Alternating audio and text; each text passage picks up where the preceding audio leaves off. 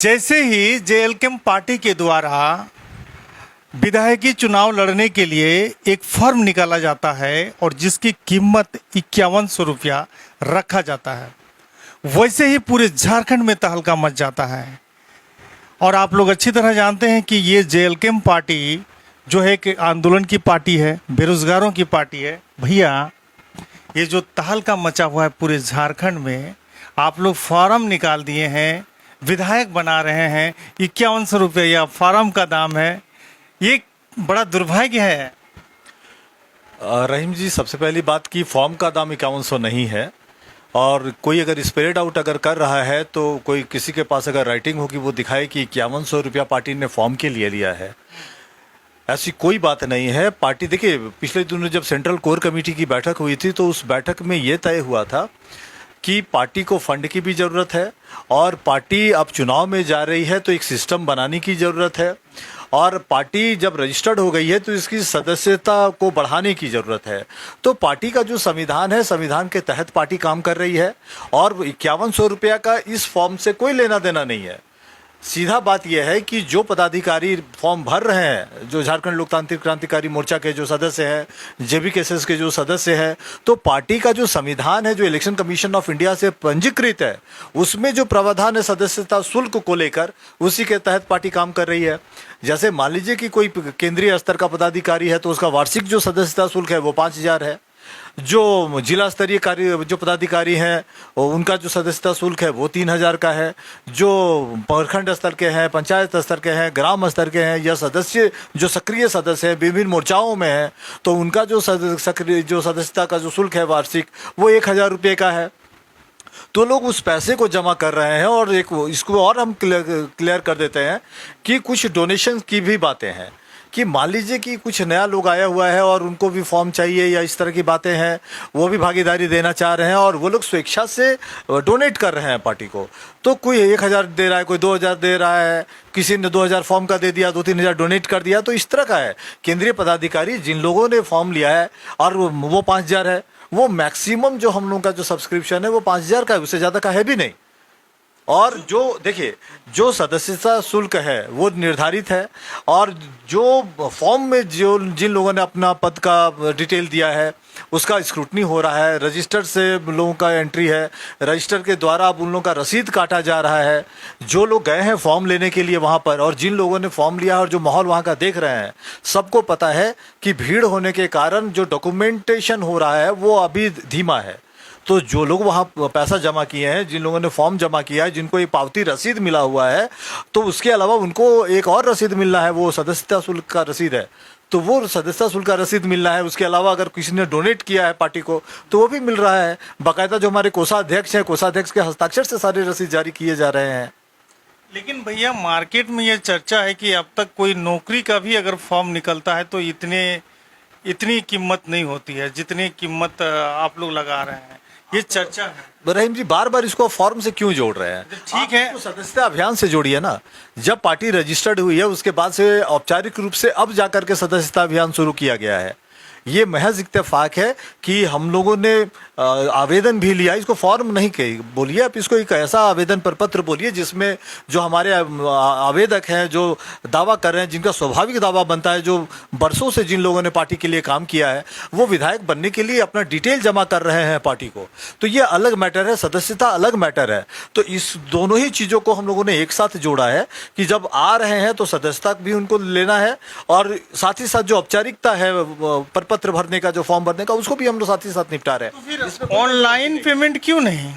Online ये cash payment हो रहा है। देखिए, ऑनलाइन पेमेंट ठीक है, आप जो बात कर रहे हैं उसमें हम कोई इनकार नहीं है। बट एक बात आप बताइए कि जुलाई महीने में ये पार्टी रजिस्टर्ड होती है 26 जुलाई को, और उसके बाद अभी किसी भी बैंक में आपका अकाउंट नहीं है। अभी पार्टी का पैन कार्ड अप्लाई होना है।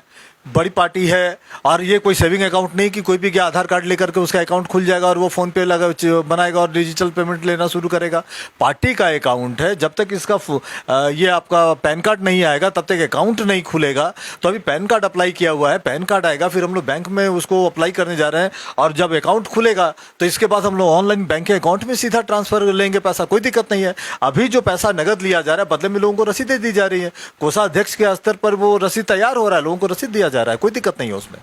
भैया मैं ये जानना चाह रहा था कि 15-16 तारीख को पहली सूची जो लोग चुनाव लड़ेंगे उनकी आने वाली है, तो किन किन विधानसभा में और किस किस को टिकट मिलने वाली है, जरा आप बताइए।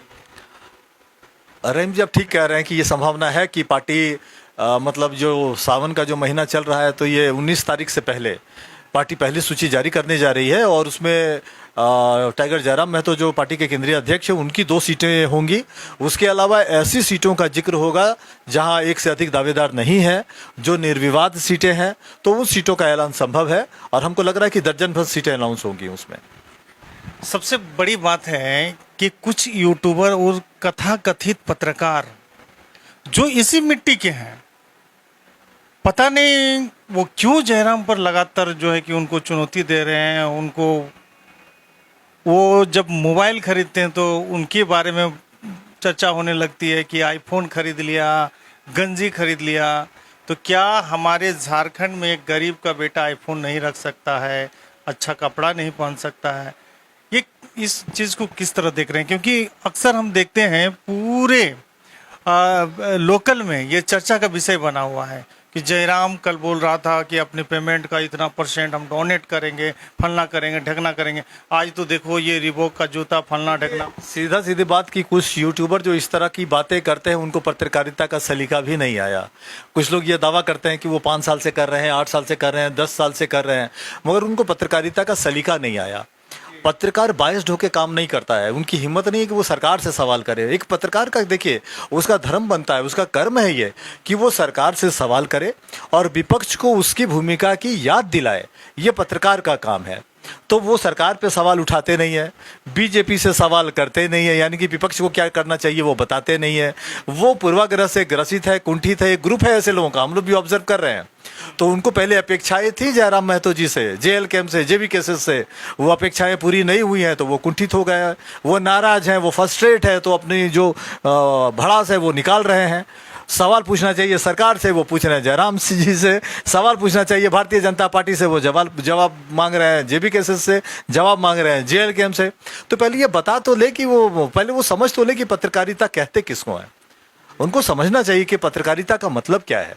पत्रकारिता का मतलब है कि एक गवर्नेंस जो क्षेत्र है आपका, जहां पत्रकारिता कर रहे हैं वहां शासन व्यवस्था क्या है। अगर शासन व्यवस्था फेल कर रहा है तो विपक्ष की भूमिका क्या है और एक आम जन की समस्या क्या है उसको उठाना, ये पत्रकारिता है।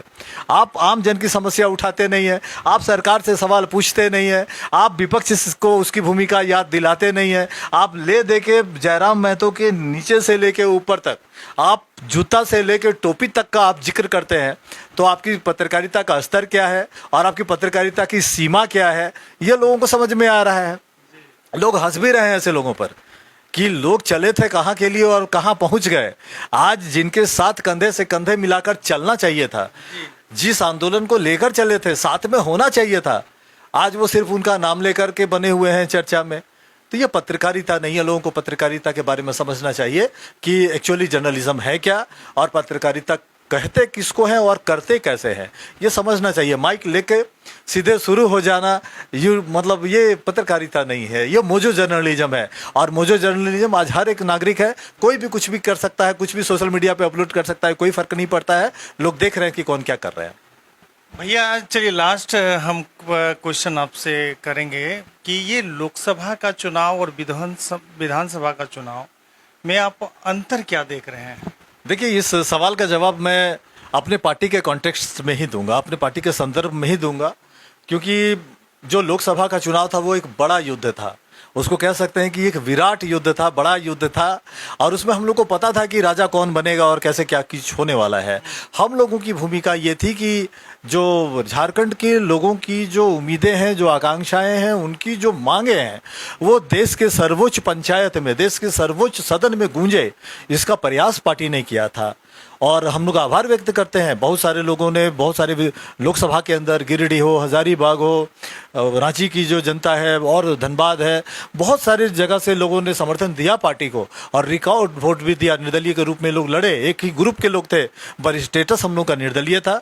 लोगों का जो आशीर्वाद मिला, पार्टी अभिभूत है, पार्टी आभार व्यक्त करती है। रही बात विधानसभा की, तो यह हम लोगों का अपना लड़ाई है, यह हम लोगों का अपना युद्ध होगा, और इस युद्ध में JV-KSS के सभी बड़े योद्धा उतारे जाएंगे और JV-KSS हर वो हथियार आजमाएगा, क्योंकि ये झारखंड के लोगों की लड़ाई है, ये झारखंड के लोगों की अपनी अस्तित्व और अस्मिता की लड़ाई है। इसलिए निश्चित तौर पर हम लोग काम करेंगे, निश्चित तौर पर हम लोग बात करेंगे, और इस युद्ध में पार्टी पूरा ताकत अपना झोंकेगी कि राज्य के अंदर टाइगर जयराम महतो के नेतृत्व में झारखंड लोकतांत्रिक क्रांतिकारी मोर्चा के बैनर तले सरकार बने और झारखंड के लोगों को उनकी अपेक्षाओं का सरकार मिले, उनकी उम्मीदों का सरकार मिले, और झारखंड के लोगों के सपने पूरे हों, इसका प्रयास पार्टी जरूर करेगी। तो ये थे, परिचय के मोहताज नहीं है, विजय कुमार सिंह, जो JLKM पार्टी के केंद्रीय प्रवक्ता है। और जैसे ही ये 5100 फॉर्म का दाम को लेकर लोग आवाज़ उठाने लगे, बोलने लगे, तो हमने सोचा कि भाई क्या है सच्चाई, तो हमने जानने का प्रयास किया। ये वीडियो कैसा लगा, अच्छा लगा तो जोरदार लाइक कमेंट के साथ में शेयर कीजिएगा। अंत में मैं एक बात और कहना चाहता हूं कि किसी भी राजनीतिक दल के लिए जो फंड रेजिंग का जो काम है, वो सदस्यता शुल्क के जरिए और दान के जरिए ही आता है। लोग कंट्रीब्यूट करते हैं। जी जी जी। तो जहां केंद्रीय सदस्य से हम लोग 5,000 का वार्षिक सदस्यता शुल्क है, जिला स्तरीय से 3,000 का सदस्यता शुल्क है, बाद बाकी लोगों के लिए 1,000 का है।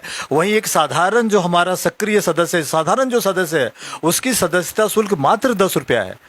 इसके अलावा, और उसकी भी भूमिका कम नहीं है पार्टी में, और इसके अलावा अगर झारखंडी सोच के जो लोग हैं, झारखंड के व्यापारी हैं, झारखंड के हित को आगे बढ़ाने वाले जो लोग हैं, अगर वो पार्टी को अगर 2-4 हज़ार, 10,000, 20,000 का वो अगर सपोर्ट करने के लिए तैयार हैं, और रजिस्टर्ड होने के बाद अगर पार्टी उनको रसीद देने के लिए तैयार है, ऑन रिकॉर्ड लेने के लिए तैयार है, तो हमको नहीं लग रहा कि कहीं किसी तरह की कोई समस्या होनी चाहिए। पार्टी को पैसे की जरूरत है, झारखंड के लोगों की अपेक्षाओं को पूरा करने के लिए, संगठन को, पार्टी को चलाने के लिए और जरूरतों को पूरा करने के लिए बैनर है, पोस्टर है, प्रचार है, सभी चीज़ों को लेकर के सहयोग की अपेक्षा है। तो निश्चित तौर पे हम लोग उसको फुलफिल करेंगे। लेकिन एक बात झारखंड के लोगों को आपके माध्यम से हम जरूर कहेंगे कि पार्टी अपने पार्टी के संविधान, जो कि पंजीकृत है इलेक्शन कमीशन ऑफ इंडिया में, उसके संविधान से बाहर कोई काम नहीं करेगी, और ये जो प्रक्रिया चल रही है वो उसी के तहत चल रही है। इसमें कोई शक और शुबह करने की कोई जरूरत नहीं है। तो वीडियो को लगातार लाइक कमेंट के साथ में शेयर कीजिएगा, चैनल को फॉलो या सब्सक्राइब जरूर कीजिएगा। फिलहाल लेता हूँ आप लोग का छोटा भाई विदा। जोहार, जय झारखंड। जोहार झारखंड, जय झारखंड।